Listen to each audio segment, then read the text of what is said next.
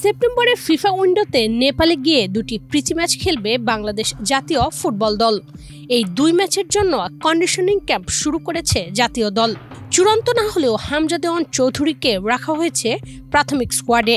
তাকে পেতে লেস্টার সিটিকে চিঠি দিয়েছে বাংলাদেশ ফুটবল ফেডারেশন বাফুফে। অন্যদিকে ক্লাব থেকে ছাড়পত্র না পাওয়ায় কানাডা প্রবাসী সামিত সোমকে রাখা হয়নি নেপাল ম্যাচের প্রস্তুতিতে। কাঠমান্ডুতে 6 ও 9 সেপ্টেম্বর হবে এই দুই প্রীতি ম্যাচ। বর্তমানে লেস্টার সিটির অধিনায়কের দায়িত্ব পালন করছেন হামজা। প্রাক মৌসুমে প্রস্তুতিতে দলের হয়ে গোলও করেন তিনি।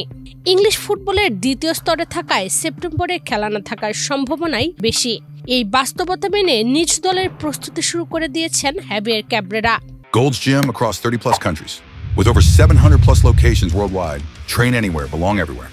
দলে ডেকেছেন নতুন দুই তুর্কিকে। গত মে মাসে ভারতে হওয়া অনূর্ধ্ব-19 সাফ চ্যাম্পিয়নশিপে নজর কেড়েছিলেন আক্রমণ ভাগের খেলোয়াড় মুর্শেদ আলী। সুবাদে এ মাসেই অনূর্ধ্ব-23 দলের ঢাকায় হওয়া কিছুদিনের জন্য ক্যাম্পে ছিলেন এই ফুটবলার। এবার সেই মুর্শেদকে ডেকেছেন জাতীয় দলের কোচ। মুর্শেদের সঙ্গে অনূর্ধ্ব-19 দলের রাইট ব্যাক সানি দাসও ডাক পেয়েছেন। তারা দুজনই শুক্রবার জাতীয় দলের ক্যাম্পে যোগ দিয়েছেন। প্রথমবার সিনিয়র দলের ক্যাম্পে সুযোগ পেয়ে উচ্ছ্বাস প্রকাশ করেন দুজনই। এ সময় সানি দাস বলেন, এত তাড়াতাড়ি সুযোগ পাবেন তা ভাবেননি। শুক্রবার 12 ফুটবলার নিয়ে প্রথম দিনের অনুশীলন সারেন হ্যাভিয়ের ক্যাব্রেরা। ক্যাম্প শুরুর দিন যোগ দেওয়া 6 ফুটবলারের সঙ্গে পরে আসা আবাহনীর মিতুল মার্মা, কাজেম শাহ, মোহাম্মদ ইব্রাহিম, পাপন সিংহ ও শাকিল হোসেনের সঙ্গে অনুশীলন করেন ব্রাদার্সের জামাল ভুইয়া।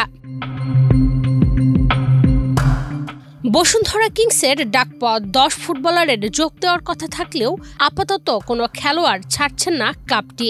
খেলোয়াড়দের চোটের প্রবণতা কমিয়ে আনার বিষয়টি উল্লেখ করে এরই মধ্যে বাফুফেকে চিঠি দিয়েছে কিংস। ফিফা উইন্ডোতে 72 ঘন্টা আগে জাতীয় দলের জন্য ফুটবলার ছাড়তে বাধ্য ক্লাবগুলো। কিংসও সেই নিয়ম অনুসরণ করছে। আগামী মাসে শুরু হচ্ছে ফুটবলের নতুন মৌসুম। এছাড়া এএফসি চ্যালেঞ্জ লিগের গ্রুপ পর্বের ম্যাচগুলো হবে অক্টোবরে। বড় চ্যালেঞ্জ সামনে রেখে প্রস্তুতিতে কোনো ঘাটতি রাখতে চান না ক্লাবটি। এদিকে নেপালের বিপক্ষে 2 ম্যাচে হামজা চৌধুরীকে পেতে লেস্টার সিটিকে চিঠি দিলেও এখনো কোনো সাড়া পায়নি বাফুফে।